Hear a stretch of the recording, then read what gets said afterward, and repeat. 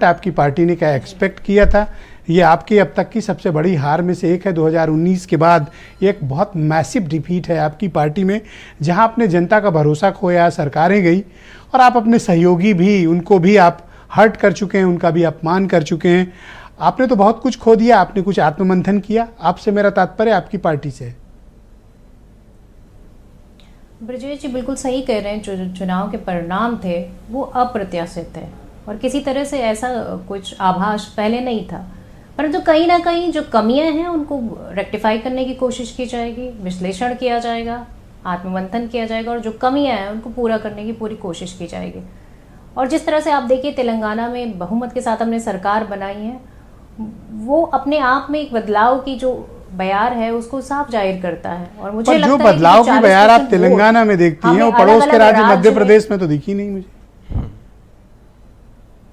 नहीं, मैंने कहा ना कि मध्य प्रदेश में जिस तरह की हवा थी, उसके बाद जो सर्वे आ रहे थे, उन सारी चीजों से बिल्कुल अप्रत्याशित चुनाव के जो है रिजल्ट आए।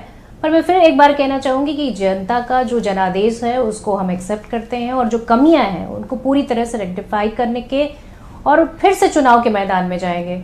हम थके नहीं हैं, हम निराश जरूर हैं पर थके नहीं हैं और जनता के बीच जनता के मुद्दों को लेकर जाएंगे। क्या आप आत्ममंथन करने के लिए तैयार हैं कि आपकी पार्टी को इतनी बड़ी डिफीट कैसे मिली?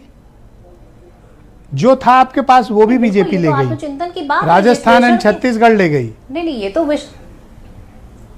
देखिए ऐसा नहीं है। कर्नाटक भी हमने जीता है, हिमाचल भी हमने जीता है और देखा जाए तो तेलंगाना भी हमने जीता है। और इसलिए ये चुनाव में जो जीत हार है वो एक सबक की तरह कांग्रेस पार्टी लेगी और जिस तरह का काम करना चाहिए और जो कमियां रही हैं उसको पूरी तरह से फिर से काम करने पर लगेंगे। कौन रिस्पॉन्सिबल है?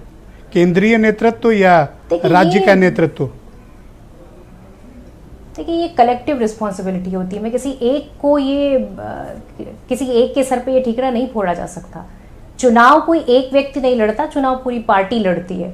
चुनाव का हर एक नेता चुनाव प्रचार में सम्मिलित होता है, चाहे वो शीर्ष नेतृत्व हो, चाहे वो जो है राज्य का जो है चुनावी जो है नेता हो। पर मैं समझती हूँ कि कहीं ना कहीं एक पूरी तरह से जो फेलियर है वो पूरी पार्टी के लिए है और पूरी पार्टी को चिंतन करने की जरूरत है। 24 में आप कैसे खड़ी हो पाइएगा जब बात जनता तक पहुंचाने में? जब ये हालत आपकी अभी हुई तो 24 में तो आप बीजेपी के खिलाफ खड़े हो पाना आपके लिए बड़ा कठिन हो जाएगा।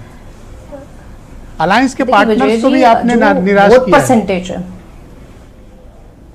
नहीं, जो वोट परसेंटेज आप देखिए कहीं ना कहीं 40% है और कहीं हम इतने जो है निराशा में नहीं है। आज भी हम होपफुल हैं और आज भी हमारे अंदर ये है उत्साह कि हम कहीं ना कहीं जो उत्तर प्रदेश को लेकर आप लोगों ने क्या तय किया है, मैं जानना चाहता हूँ। देखिए उत्तर प्रदेश को लेकर जो स्ट्रैटेजी बन रही है वो धीरे धीरे आपके सामने आ जाएगी। जिस तरह से आपकी पार्टी से बयान है लगातार नेताओं के आते रहे कि हम लोग 80 सीट पे तैयारी कर रहे हैं, इसका क्या मतलब है? इसका सीधा मतलब ये है कि जो चुनाव की तैयारी होती है तो सभी सीटों पर होती है ब्रजेश जी। ये तो आप भी जानते हैं कि कांग्रेस पार्टी चुनाव में जाना चाहती है तो तैयारी तो करेगी, अपना पूरा जो एक पूरा स्ट्रक्चर होता है उसको तो डेवलप करेगी, क्योंकि आपको पता है कि जिस तरह से हमारी सरकार काफी समय से नहीं रही है उत्तर प्रदेश में, तो हमें कुछ ज्यादा काम करने की जरूरत है। उसको लेकर हम अखिलेश यादव का जो आज स्टेटमेंट आया, उन्होंने कहा हमारे साथ आना पड़ेगा। आपके साथ वो नहीं जा रहे हैं, उनकी भाषा सुनिएगा। अब आपको उनके साथ जाना पड़ेगा उनके पास, और आपका तापमान उतर गया है आपकी पार्टी का। उत्तर प्रदेश के देखिए बड़े नेता हैं, उनको अपनी बात कहने का अधिकार है और उसके साथ में जो भी शीर्ष नेतृत्व डिसाइड करेगा। 6 तारीख को ऑल पार्टी मीटिंग है जिसमें जितने भी इंडिया गठबंधन के जो नेता हैं, बड़े बड़े नेता, उन सबको इनवाइट किया गया है। बैठकर डिस्कशन करेंगे और जो भी बात 3 महीने आपने किसी को हेलो नहीं किया, एक मैसेज तक नहीं भेजा, अब आप कह रहे हैं 6 तारीख को आओ और इकट्ठे हो जाओ। देखिए 3 महीने की अगर बात की जाए तो पूरी तरह से चुनाव में जो राज्य के चुनाव थे वहां 1 to 1 अगर देखा जाए तो कांग्रेस पार्टी का जो चुनाव था वो भारतीय जनता पार्टी के साथ था। और अगर उसमें किसी को लगता है कि हाँ अगर कोई बात ऐसी थी तो मुझे लगता है कि पार्टी में और आप लोग बहुत आश्वस्त थे कि कमलनाथ बात कर सकते थे, कमलनाथ मोदी को रोक लेंगे और गहलोत भी मोदी को रोक लेंगे, आपको ऐसा लगता था? देखिए ऐसा है कि गहलोत जी ने पिछली बार सरकार बनाई भी और बचाई भी, और अगर हम बात करें कमलनाथ जी की तो उन्होंने सरकार बनाई पर वो बचा नहीं पाए। तो ये भी हकीकत है, इससे किसी को, देशवासियों को, मुझे लगता है कि कोई थैंक यू ऐसा प्रियंका नहीं जी, जो हमारे अनजान साथ जुड़ी हो। रहिएगा। किस मैं तरह से रोहित ED, अग्रवाल CBI का काम रुख करता करती है, हूँ, वो तो सभी राष्ट्रीय लोक। जानते हैं। थैंक यू, बहुत शुक्रिया।